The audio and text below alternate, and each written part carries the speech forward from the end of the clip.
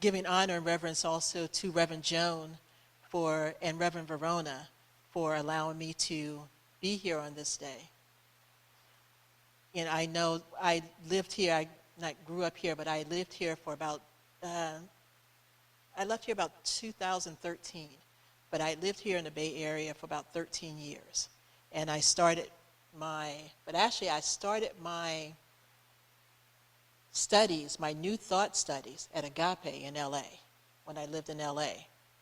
And my sister had always been telling me, you have to come check out my church, check out my center. I'm like, yeah, okay, what's your center? So she never told me, she just gave me the address of where to show up. And I knew in this moment that I was in a place that I was ready to elevate to something coming out of Baptist tradition and looking for something else that my spirit was calling me to do and to step into. So I went in for a Wednesday night service, and I walked into the center, and Reverend Michael was speaking. I was like, oh my God, where am I? But there was such an energy. And if you know back then, if you had seen the movie The Matrix, I just seen that movie not too long ago. And I walked into the center, and everything clicked. This is what they were talking about right here. And I stayed there until I moved up here to the Bay Area. And I moved here to a center here, East Bay Church of Religious Science. And my friends kept telling me, yeah, you got to check out this center. So I went there, my first time there, and I walked in. And I love the community at East Bay Church. I love Reverend E that's there. But I walked in, and I'm like, this is not Agape.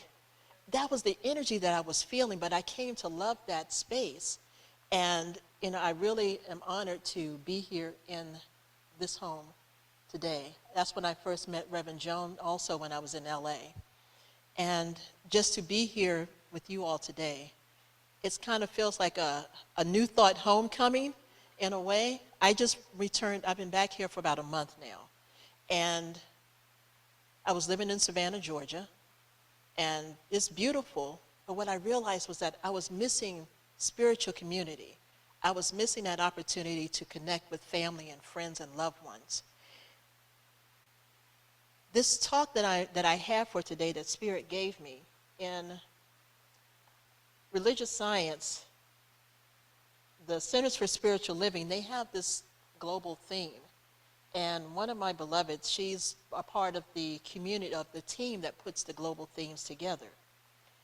And our topic, and I know that you all are doing with the creative of the golden age.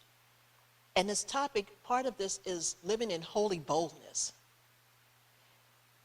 And for my topic, my portion for this week, their title is Rising Higher. And this holy boldness thing, it's about, for me, what came to me is, and with my beloved friend, it's a matter of walking boldly in God. Walking boldly in that spirit of whatever we want to call it, a creative presence, the creator, source, whatever name that you want to give it, it doesn't care. What it knows is that you are connected with it and that it resides within you. So as I thought about when I left from Savannah, and I was actually ready to move somewhere else. I was like, all right, Spirit, I'm done here. Where are we going? What's happening? And I had the opportunity to come back home, to come back to the Bay Area. I lived here for a good while, and I considered this my home. And so as I returned, it's been a month that I've been here, and in this process of looking for work or trying to figure out what it is I want to do, Spirit kept just saying, just chill, just relax, just be into this.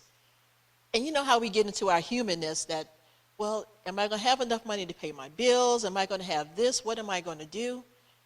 And what I realized is that when I wake up in the morning, all of my needs are met. I have a roof over my head. I have food to eat. I have a car that I get to drive. I can put gas in my car, although here the gas is a lot higher than what it was back in Savannah. But the thing about it is that Spirit has prepared me, because in that moment when I decided that I was ready to leave, a way was being made for me. And so it helped me to think about, so what else can I boldly step into and declare? And so once I arrived here, and I had been here for a while, I wanted to set up my appointments to get my medical treatment and stuff done. I'm a veteran, military veteran, and so I was able to set up appointments at the VA in Palo Alto. Literally, since I've been here, the first maybe 2 weeks after I arrived, I had all of my appointments all set up, lined up, and that's impossible with the VA system, to get all of my appointments lined up. But I'm like, all right, Spirit, I need to get this all done so that I can move on to whatever it is that I'm called to do. Sure enough, everything got lined up. And I still have some other follow-ups, but this is how the system works. It's like when we're declaring this holy boldness, that we're trusting God with everything. We're trusting Spirit to actually move us into the right direction. We're trusting every step that we take, that Spirit is right there holding us and guiding us in the right direction. So as I got all of that taken care of, I went back into my space, started looking for work. I had an interview for a place that I knew that I could just fit right into. I was like, yeah, this is mine. It's like, this is definitely mine. Went for the interview, got an email later. Thank you for your time, but we're going with someone else. I'm like, really? Come on.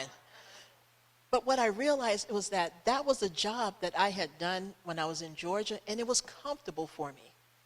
It was one of those positions that I could walk into and say, I can do this. It's like I can do this with my eyes closed. It's like there in Georgia, I had about 50 people that I managed and about 25 stores. I was in retail. Here, it would have only been one store, 13 people. I can handle this, yes. No, that's not it. I'm like, really, God? Okay, so what are we doing? And so it led me to this place of, and it's like, and I'm not sure how many of you have been in that kind of situation that you've been trying to look for a position. You're trying to look for whatever it is that's your next thing to do, but it's keeping you in your comfort zone also. And I realized that with this position, it was keeping me in a comfort zone, because in the back of my mind, I was thinking, well, let me just step into this position, and I can do this for a little while to kind of recoup money that I've been putting out, but I'm still going to look for something else. So Spirit, it's like in the background, it's like, well, do you want this one or not? Because if you want it, then it's yours, but it's like, but if you're thinking of something else, no, that's not going to happen right now. I'm like, okay. So I had to go back. So I guess about a couple of weeks ago, when I had one of my VA appointments, I actually reached out to this young lady right here, Melissa. I've known her for years. And so we had lunch, and I was sharing with her about a passion project that I have in mind, to do work on film projects and to get back into filmmaking again, because that is one of my passions. But I've not done anything else outside of that yet. So I'm like, okay. So she invited me here to come and speak with and meet with Shazam. Little did I know that's who it was. So it's funny, it's like when you're listening to Spirit and you're ready to step out in this place of holy boldness, when you're ready to rise higher than your comfort zone. Because when it's time to kick that comfort zone to the curb, it's like, okay, it's a little scary. We're still kind of holding on to the podium, like, yeah, I'm not, let me take a step here, but I'm still holding on for a moment. When do we let that go? So I had to think about, when do I let this comfort zone go? And so I started thinking, well, I'm back in the Bay Area now, and there are ministers that know me, but I want to start getting my name out and start speaking at centers. So I sent the message out to one center, actually before I arrived here. No, actually when I arrived, but they're on the East Coast. And actually this morning, I had a talk there. So I've been doing this since about 7 o'clock this morning. And each time it's like Spirit gives me something totally different to talk about. So during the week, I was like, okay, Spirit, it's like, I'm ready to put my name out there to start speaking at other centers. Like, what are we doing? And it's about being patient in this whole process. That place of, stepping out in holy boldness and wanting to rise higher, but there's a place of patience. And it's like, and I have a lot of friends, even myself, is like, ooh, that P word. No, not that P word. But in that place of patience and in that stillness is where the answers show up. It's when you step into that place of absolute trust, that you're trusting that within you that knows exactly what it's doing to guide you and lead you and make things happen that we can't even imagine happening. So I was getting ready I had an event that I needed to attend on Friday and Saturday. And during the week, early in the week, I was thinking, it's like, okay, I need to put this marketing thing together to start emailing out to centers. I think it was Thursday, Reverend Verona called me. And so she asked me, she explained what was going on, and she asked me, she said, are you available to speak on Sunday? Yes. And so it's that yes. It's stepping boldly into that place of, this is what you asked for, and here it is. Here's an opportunity to show up, to be present, to speak this word, to be in this community with such amazing, beautiful people. And to be able to just continue to keep saying yes. What I know is that this opportunity opens up more opportunities and more opportunities for me, not just to speak, but to also remember to step into this creative process of who we are, who I am. This place of absolute love, this place that I get to, that there is a power greater than I am, that we get to use every day if we choose to tap into it. It's about choice. You get to choose what it is that you decide that you want to do, what you want to ask in a bold way, not just a little itty-bitty, teeny-tiny way, because if you ask for an itty-bitty, teeny-tiny way, that's what you're going to get. It's like they have the example. It's like, when you put out your prayer, your request, are you holding a thimble to receive your blessing? Are you holding a bucket? Or are you holding a big ocean that's giving you everything that you desire? And I have notes here, and it's like, and what I realize is that Spirit is doing this work and advising me what it is that I'm to speak on. And that's part of that boldness. That's a part of stepping out of this comfort zone to say, okay, I need to read this, and no. And it's good. But what I also know is that when I listen, even as I'm speaking to you all, I'm listening.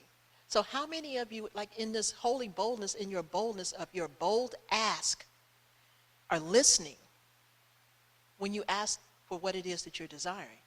How many of you are listening? Are you really deeply listening for the answers, for the information? There are times and I don't know how many of you this has happened to, that I do prayer in the shower sometimes because I may not know what it is that how it's going to show up. And it's like, all right, Spirit, this is what I need in this moment. And I'll go into the shower. Water is my favorite space. But in the shower, it's like there's a prayer. And somewhere in that prayer, there's an answer that shows up. And I'm like, oh, I never thought about that. Because there was one time that I was calling for some money. And I'm like, all right, Spirit, I need to manifest this like quickly. How are we doing this? And in this process, Spirit said, you have an insurance policy, pull from that. I'm like, I can pull from my insurance policy? Really? I never thought about that. And that's what I did in order to be able to get the funds that I needed in that moment. I'm like, wow. And again, it's like, well, what else can I ask for? It's like, so again, I ask you, it's like, what is it that you're asking for? What is your boldness? What is your holy boldness? What is it that you're trusting God with right now to bring you what it is that you desire? What is it that makes you, when we started dancing around this morning, I love that. When we were dancing around, what is it that makes you dance, that makes you sing, that opens up your heart to allow you to receive that you're calling forth as well? because that's a bigger place as well. And are you grateful even when you don't see the outcome yet? Being in this place of absolute gratitude is the opening to so many things. I was sharing on Friday, I have a friend of mine that's in Dallas, and he started this nonprofit organization maybe about 7 years ago. He started it from his home. Every morning he would wake up and he would write in his journal, thank you, God, for the clients that are coming to him to support him in this mission that he gets to support. And people started showing up. Then he started writing how much money he wanted to manifest. So he started writing. He started small, like, thank you for this $5,000. It's like, and he wrote it every day, every day, every day, in this place of absolute gratitude. The $5,000 showed up in that month's time.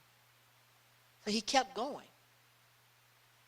Last year when he called me, last year, his organization has grown so much. He's getting so much recognition.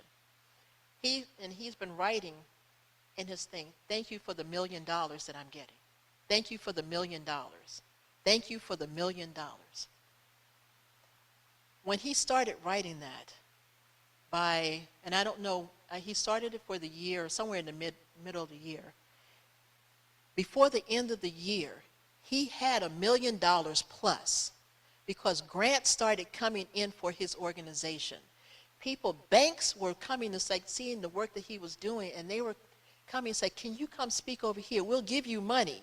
We'll, give you money for your organization. He now has a staff. He started this by himself in his bedroom. Then he got to the point he didn't know how he was going to pay himself. And then now he has a team. He has people that are all over the country working for him while he's in Dallas. They're doing IT stuff. And what he does in his cardboard project is that he helps low-income people. He started helping them to get jobs. And they didn't have access to computers. So he created a space for them. They came in and they started applying. He first got them at the fair. So that created that income for them. So every year they came. But then it went beyond that and beyond that, because he kept saying, thank you, God, for this. Thank you, God, for the insight, the wisdom. So that place of gratitude is what opens so many doors. And I have to remember this for myself as well, because even on my journey here, I'm like, this morning, it's like, thank you, God, for this opportunity to be able to speak not once but twice today, to be in this place of absolute being of service today. Being here to be able to, for a place that I was already coming to, because I was coming here to be a guest here today, to sit in the chairs. And when the phone call happened, that kind of flipped the script for me. I'm like, oh, this is what we're doing today. Okay, I can handle this one. And in that place of, yes, more, please, thank you. Because this feeds into my passion as well. Because what I know is that the journey that I've taken and my words, I have to breathe into this sometimes, because I think about this journey, this life that I've lived. And I don't know, I know you all have had many stories about where you've been, what's happening now, what may not, your future.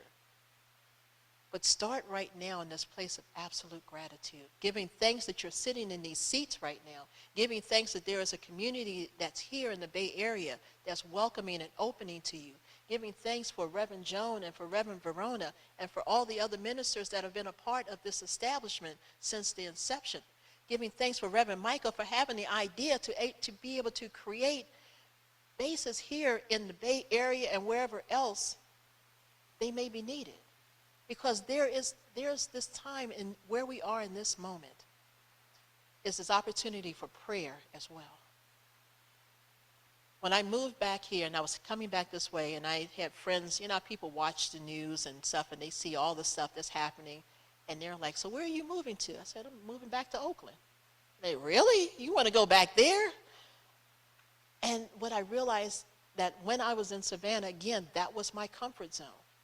Because it's like, I felt safe, although stuff was always happening around me, my rent, I paid my rent, no problem. And again, all of my needs were met in that moment. And then I started getting this little fear thing of, I'm moving to the Bay Area, and rent out here is a little bit more than what it is back there. And okay, Spirit, what are we doing? I'm trusting.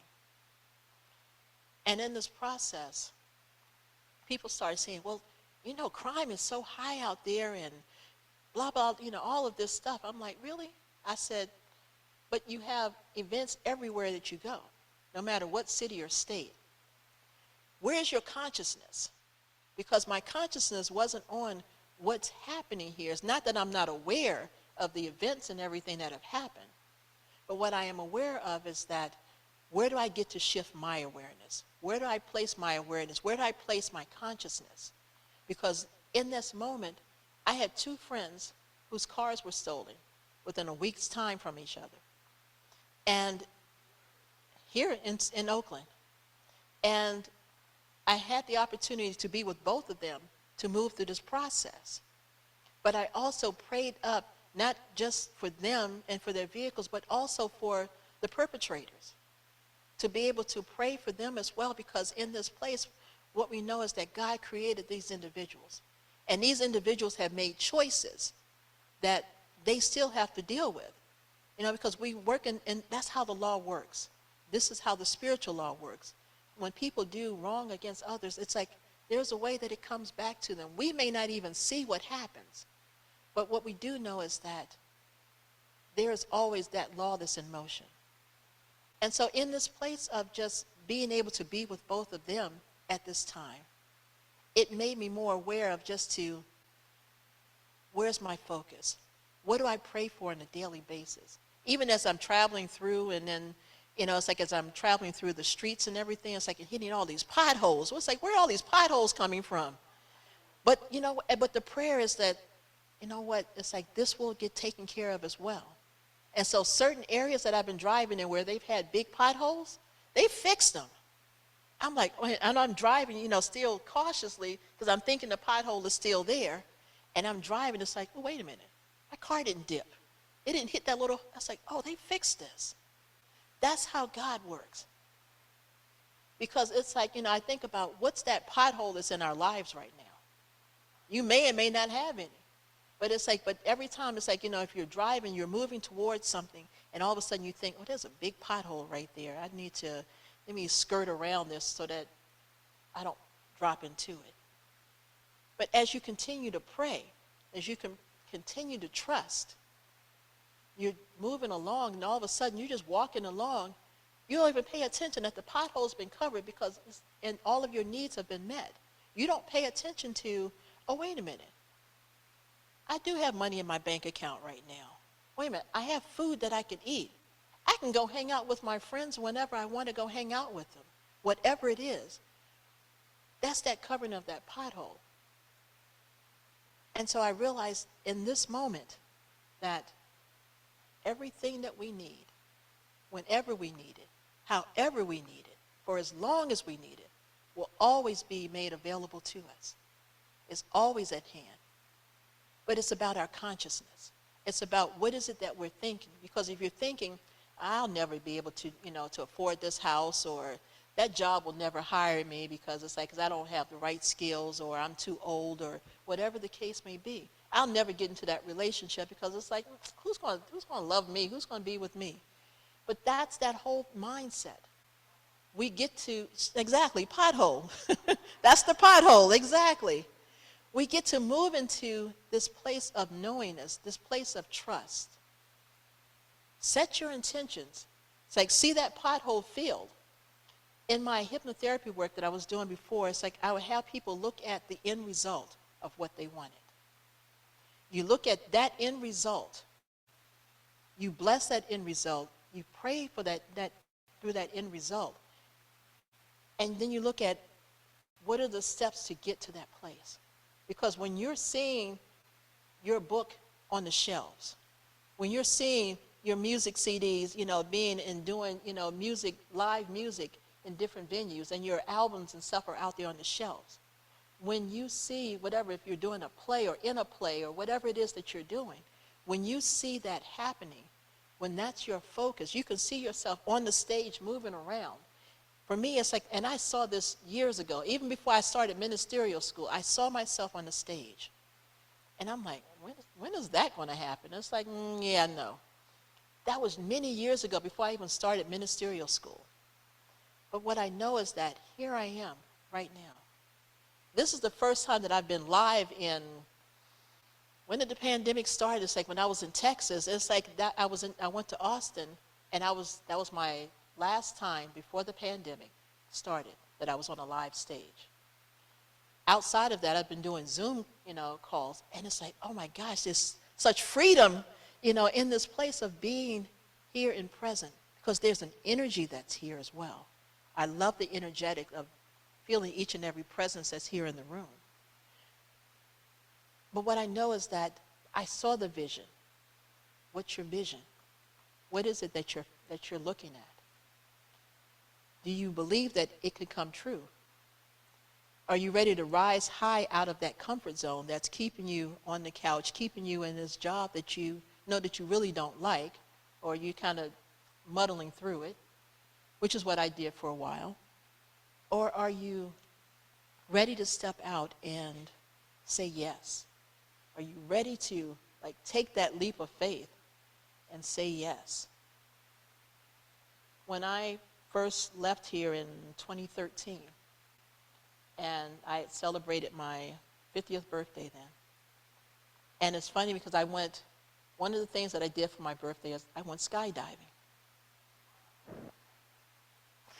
And I had a number of friends, and I was like, oh my gosh, it's like, what do I want to do for this birthday? I can go jump out of a plane for my birthday. And so I had a couple of friends, I had a lot of friends that said, oh yeah, let's go do that. Come on, let's go do that. Yeah, those friends dwindled down to 4 of us. And luckily, they maintained, they held on. One of my friends, and they were all 4 women, we all went. And I was the last one to jump out. One of my friends, she was the first one. And her comment was, if I don't go now, I'm not going at all. And I was like, okay, hey, I'm glad that you're hanging out with us. But while I was driving, I was going to the destination, and 3 of them were in the car with me. And I'm driving, and I'm looking up, and I'm seeing these people jumping from the sky. I'm like, oh my gosh, are you seeing these people that are jumping? It's like, oh my gosh, that looks so exciting. And they're like, Deb, stay on the road here. I'm like, oh, okay. But we got there, and I realized once we parked and got all of the instructions, got into the plane. So my friend that said she was going to be the first one, she actually went out first. Then I had my other 2 friends that went out, and then I was the last one to go. I'm giddy. I've never jumped out of a plane before. That was the first time, but I'm giddy. And I'm standing there at the door. So I went tandem, so there was a guy that was on my back. They had the parachute. And I was standing at the doorway, and I was thinking, the guy was explaining, he was like, okay, he said, before we jump, I'm going to count to 3. I'm like, okay, cool. That kind of gives me time to warm up. But I was also standing in the doorway, and I was looking at the plane and all the ground down there and everything else. And there was this little thing of fear that started coming in. And I'm like, well, wait a minute. I'm like, oh, this is how we make up that fear. Because I was standing there at the doorway, because at first there was no fear whatsoever. That little bit showed up. And I was like, okay, nope, not happening. I bless this plane, I bless this parachute, I bless, everything that's here, and that I bless that I land safely. And so the guy, he was there, he said, okay, you ready to go? I said, yeah, let's go, come on. He's like, 1, boom, we went out the door. I'm like, what happened to 2 and 3? He said, well, by giving you time, you might have changed your mind. I'm just like, oh, okay. But it was such an amazing experience, because what it allowed me to see in that moment was that freedom, that I was being carried by God, moving through. It's like arms wide open, big old smile on my face, and this opportunity of just we were like 13,000 feet above ground. And to just be able to land, and then I remember the guy said, "Now remember you got to pick up your legs so that you can land safely." I said, "Oh yeah, I got to do that, huh? Because I don't want to break anything." And so I landed perfectly. It was such an amazing experience that shifted my life in that moment, because it helped me to think about how I made up fear, how in the future of something that may happen or may not happen, but I gave it energy. I'm like, no, I pull that back. But that transformed my life, so much so that when I was in LA, I was at the Getty Museum, and if you've been there, there's a drawbridge that goes over across the freeway. And I was contemplating moving back to LA, because I was like, oh, I can go back and hang out at Agape, and the second, and I was on the bridge, and Spirit was like, your time here in California is done. I'm like, really? I'm like, all right, where are we going? And I did not get an answer right away. As I was I was living here in the Bay Area, as I was driving from Santa Barbara, because I went that way and coming back up, Spirit, I kept hearing Georgia. And I'm like, I know no one in Georgia. Well, maybe a handful of people, but no one seriously that I could say, hey, can I come hang out with you for a little bit and get situated? None of that. I left here in August of 2013. And I landed because Spirit said you needed to be there by September the 5th or September the 4th. I'm like, why do I need to be there? But along the way, I had a journey. I stopped in Vegas, hung out with my niece for a little while, who just graduated college, went to Sedona, made some other pit stops along the way. But that was that part of the journey. And even in the midst of that, I had not worked for about a month after I had before I left. But everything that I needed came to me. And I didn't think about it until I arrived. I was like, wow. I had gas to put in my car, I had food to eat. I was able to stay at hotels, along the way to kind of rest. Everything was taken care of, because it's like of that boldness that I said, yes, I'm going to make this jump. I'm going to step out and do something different. And in that moment, when I arrived in Georgia, I ended up having a place to stay. And I happened to go online. There was a church there, Reverend Barbara King, that's in the Atlanta area, because I landed in Atlanta at first. And I saw at that time that they were doing their anniversary celebration. Their guest speaker was Reverend Michael, and the musician was Ricky. I'm like, oh, this is why I needed to be here. Okay. And so I went to the celebration, and and I had a conversation with them. But it was just that energy, that reminder for me as well that you're okay, that you're in good hands. And I stayed in Atlanta for about a year, but I realized, Atlanta wasn't the place for me, because I wanted the water. I've been spoiled by California. And it's like, but they had some beaches in Savannah, not like here, but it worked. But that was where I needed to do my healing work as well. That was where I needed to be able to be in a place to say, you know what, Spirit? You have me here. What am I doing here?